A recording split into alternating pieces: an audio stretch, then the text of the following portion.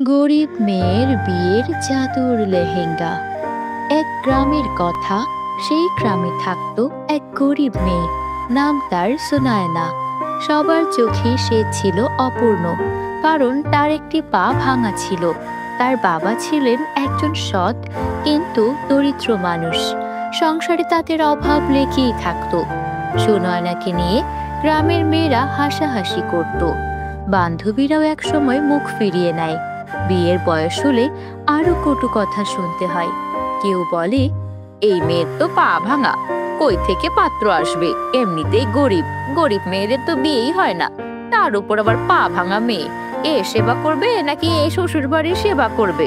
এর তো নিজেরই অবস্থা খারাপ, নিজেরই তো চলতে ফিরতে আরেকজনের সহযোগিতা লাগে। কি একটা অবস্থা, পা ভাঙা মেয়ে, একে বাড়িতে কেন রেখেছে? ভিক্ষা করতে পাঠিয়ে দিলে তো পারে। এইসব কথা প্রতিনিয়ত শুনতে হতো সুনয়নাকে। আর যখন পাত্রপক্ষ দেখতে আসতো, তখন তো অন্য নাটক শুরু। একদিন এক পাত্রপক্ষ আসে শহর থেকে দেখতে। কই, আপনাদের মেয়েদের নিয়ে আসুন, দেখি আপনাদের মেয়েকে কেমন। মা, তুমি একটু হেঁটে দেখাও তো। আরে কি, এ মেয়ের তো পা ভাঙা, তা আপনারা আমাকে বলেননি কেন যে আপনাদের মেয়ের পা ভাঙা? আসলে আপনাদেরকে তো সব বলা হয়েছিল। কি ঘটক মশাই, বলেননি? আমি ওসব বললে মেয়ের বিয়ে দিবেন কি করে, তাই তো গোপন রেখেছি।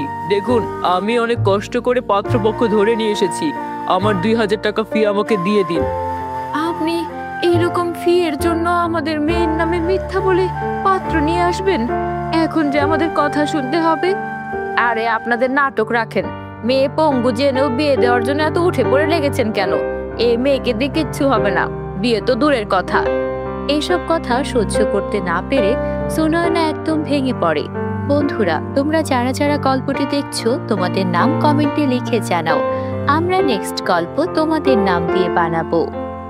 এদিকে সুনয়নার বাবা প্রতিনিয়ত মানুষের কাছ থেকে এসব কথা শুনতে শুনতে সে সিদ্ধান্ত নেয় তার জীবনই দিয়ে দেবে।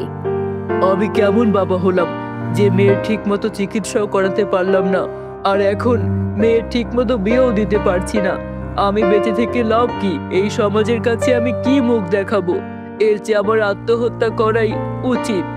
এই ভেবে সুনয়নার বাবা ফ্যানের সঙ্গে রশি ঝুলিয়ে আত্মহত্যা করার জন্য যাচ্ছিল। এটা সুনয়না দেখে ওর বাবাকে জড়িয়ে ধরে আর কান্নাকাটি করে বাবাকে সেবারের মতো বাঁচিয়ে নেয়। কিন্তু প্রতি রাতে সুনয়নার মাথায় একটাই ভয়, ওর বাবা না আবার আত্মহত্যা করে ফেলে। ও বুঝে ফেলে ও যতদিন বেঁচে আছে ওর পরিবারের জন্য ও বোঝা হয়ে থাকবে। ও যদি বেঁচে নাই থাকে, তাহলে ওর বাবা মাকে ওর জন্য কষ্টও পেতে হবে না, আর বিয়ের চিন্তাও করতে হবে না। তাই একদিন যখন সবাই ঘুমিয়ে যায়, সুনয়না চুপি চুপি চলে যায় নদীর ধারে। এটাই ভাবছিল, যখন কেউ জানবে না তখন নদীতে ডুবে মারা যাবে। আর তাই সে এগিয়ে যায়। কিন্তু ঘটলো বিপত্তি। একটু এগিয়ে যেতেই দেখলো কেউ একজন নদীতে হাবুডুবু খাচ্ছে। আরে, ওখানে একটা মানুষ মনে হচ্ছে না, নদীতে হাবুডুবু খাচ্ছে। ওনাকে কিভাবে বাঁচাই? আমার তো নিজেরই একটা পা ভাঙা, আমি তো সাঁতার কাটতে পারবো না। আর নদীতে ঝাঁপ দিলে তো নিশ্চিত মৃত্যু। না না, বেশি সময় হাতে নেই, লোকটাও হয়তো সাঁতার জানে না। আর তাছাড়া আমি তো মরতে এসেছিলাম, মরার আগে যদি কারো প্রাণ বাঁচিয়ে যেতে পারি, তাহলে আমার মৃত্যুটাও সার্থক হবে। কোনোভাবে লোকটাকে আমি তীরে উঠিয়ে দিতে পারলেই হলো। সুনয়না অনেক কষ্টে একটা গাছের শিকল ধরে সামনে এগিয়ে গিয়ে ছেলেটাকে টেনে তোলে। তখন ছেলেটার জ্ঞান ফিরলে ছেলেটা দেখে মেয়েটার পা ভাঙা। আরে, তোমার তো একটা পা ভাঙা, তুমি তো আমাকে বাঁচাতে গিয়ে নিজেই মরতে পারতে। তুমি আমাকে কেন বাঁচিয়েছো? আমি তো এমনিতেই মারা যাওয়ার জন্যই এসেছিলাম, আমি তো মারাই যেতাম। তখন আমি আপনাকে দেখলাম এই অবস্থায়, ভাবলাম মারা যাওয়ার আগে একটা ভালো কাজ করে যাই। আরে, কেন মারা যেতে? এ কেমন কথা? মারা যাওয়া কোনো সমাধান নাকি? আমি তো এখানে এমনিতেই চাঁদ দেখতে এসেছিলাম, কখন যে পা ফসকে এখানে পড়ে যাই একটুও বুঝতে পারিনি। তুমি না এলে তো আমার অবস্থা খারাপ হয়ে যেত।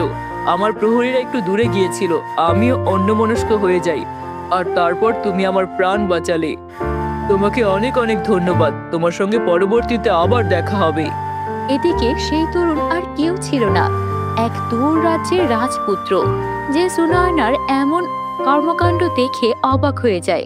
এমন মেয়েও আছে নাকি যে প্রাণের পরোয়া না করে একটা মানুষের প্রাণ বাঁচাতে পারে? তাই রাজপুত্র ঠিক করে বিয়ে করলে এই মেয়েকেই বিয়ে করবে। যদিও তার বাবা মা যখন জানতে পারে মেয়েটির পা ভাঙা, তখন তারা বিয়েতে রাজি হচ্ছিল না। কিন্তু রাজপুত্র ছিল ভারী জেদি। সে সিদ্ধান্ত নিয়েই নেয়, বিয়ে করলে তো সুনয়নাকেই করবে, নয়তো আজীবন বিয়েই করবে না। ছেলের এমন জেদ দেখে ওর বাবা মাও রাজি হয়ে গেল। অবশেষে সূর্যনগরের রাজপুত্র সূর্যের সঙ্গে বিয়ে ঠিক হয়ে গেল সুনয়নার। এদিকে রাজপুত্রের সঙ্গে বিয়ে তো ঠিক, কিন্তু বিয়েতে কন্যা কি পড়বে এই ভেবে সুনয়নার পরিবার চিন্তায় অস্থির হয়ে গেল। ওর বাবা সারাক্ষণ কান্না করতে লাগলো। মারে, এতদিন আমি অনেক চেষ্টা করেও তোর বিয়ের ব্যবস্থা করতে পারিনি, আর এখন যে সে নয়, স্বয়ং রাজপুত্রের পরিবার থেকে বিয়ের সম্বন্ধ এসেছে, কিন্তু তোকে আমি কি পরিয়ে বিয়ে পাঠাবো মা? আমার যে না কোনো অর্থ আছে, না কোনো সম্পদ।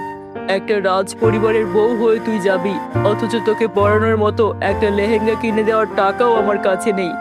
তোর শ্বশুর বাড়ি থেকে যে কিছু নেব, অতটা আত্মসম্মান আমাদের শেষ হয়ে যায়নি। যে করেই হোক, তোর বিয়ের জন্য আমরাই লেহেঙ্গা পরিয়ে তোকে পাঠাবো। বাবা, তুমি চিন্তা করো না। রাজপুত্র আমি যেমন তেমনটা দেখেই তো আমাকে পছন্দ করেছে। তাই আমি দামি কোনো লেহেঙ্গা না পরলেও তার কোনো সমস্যা হওয়ার কথা নয়। আমি সিদ্ধান্ত নিয়েছি, আমাদের বাড়ির পেছনের যে গাছটা, ওই গাছের পাতাগুলো অনেক শক্ত আর মজবুত, সেগুলো দিয়ে একটা লেহেঙ্গা বানাবো, আর সেটা পরেই আমি রাজপুত্রের সঙ্গে বিবাহ বন্ধনে আবদ্ধ হব।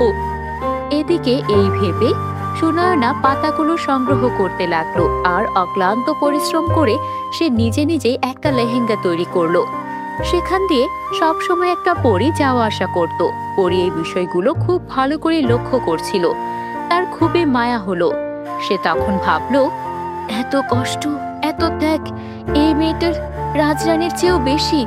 যার মন এত বড়, যে এত ত্যাগী, তাকে আমার সাহায্য করা উচিত, অবশ্যই উচিত। পরী তখন জাদু করে দিল সেই পাতার উপর, যে পাতা দিয়ে সুনয়না ওর জন্য লেহেঙ্গা বানিয়েছিল। সুনয়না যখন ঘুম থেকে উঠে ওর লেহেঙ্গার দিকে তাকালো, দেখলো সেখানে কোনো পাতার লেহেঙ্গা নয়, বরং হীরের লেহেঙ্গা চকচক করছে। সুনয়না যখন লেহেঙ্গাটা পরলো, ওর পা একদম ঠিক হয়ে গেল। আরে, এটা কি চমৎকার! আমার পা তো ঠিক ছিল না, আমার পা এত চকচকে আর সুন্দর কি করে হয়ে গেল? আমার পুরো শরীর ঝলমল করছে, আর এটা তো সত্যিকারের হিরে। এত দামি জিনিস আমার টেবিলে কি করছে? আমার পাতার লেহেঙ্গা কোথায় গেল? এসব কি স্বপ্ন না সত্যি? আমি তো কিছুই বুঝতে পারছি না। আমি এসব কি দেখছি? সুনয়না ওর বাবা মাকে ডেকে আনলো, তাদেরকেও দেখালো। তারাও বুঝে উঠতে পারছিল না কি হচ্ছে। সবকিছু ঈশ্বরের আশীর্বাদ এই ভেবেই তারা বিয়ের জন্য প্রস্তুতি নিল। তারপর যখন বিয়ে শুরু হবে, রাজপুত্র সুনয়নাকে দেখে অবাক হয়ে গেল। এটা কি? তোমার পা তো ভাঙা ছিল, আর এখন তো তুমি একদম রাজরানীর মতো সেজেছো। তোমার পা সুস্থ হয়ে গেল কি করে? এই জাদুর লেহেঙ্গাটা পরার পর আমার সব ব্যথা সেরে গেছে, আমার পাও ঠিক হয়ে গেছে। জানি না এই সব কিছু কিভাবে হলো, এই চমৎকার কিভাবে হলো, আমার কিচ্ছু মাথায় আসছে না। হয়তো আমার ভাগ্যটা ফিরে এসেছে, তাই আমার দুর্ভাগ্যের জীবন বদলে এখন আমার সুখের জীবন শুরু হবে রাজপুত্র। হ্যাঁ, তুমি তো অবশ্যই সুখের জীবনই পাওয়ার যোগ্য। তুমি আমার রানী, তোমাকে আমি রাজরানী করে রাখবো। তারপর ধুমধাম করে রাজকীয় বিয়ে হয়ে যায় সুনয়না আর সূর্যের। চারদিকে আনন্দ আর আনন্দ। এদিকে গরিবের মেয়ে হয়েও সুনয়না হয়ে যায় রাজরানী। এরপর ওর বাবা মাকেও ওর কাছে এনে রাখে। বন্ধুরা, গল্পটি ভালো লাগলে একটা লাইক করে দিও। আর তোমরা যদি আমাদের চ্যানেলে নতুন হয়ে থাকো, চ্যানেলটিকে সাবস্ক্রাইব করতে ভুলো না যেন। Bye bye.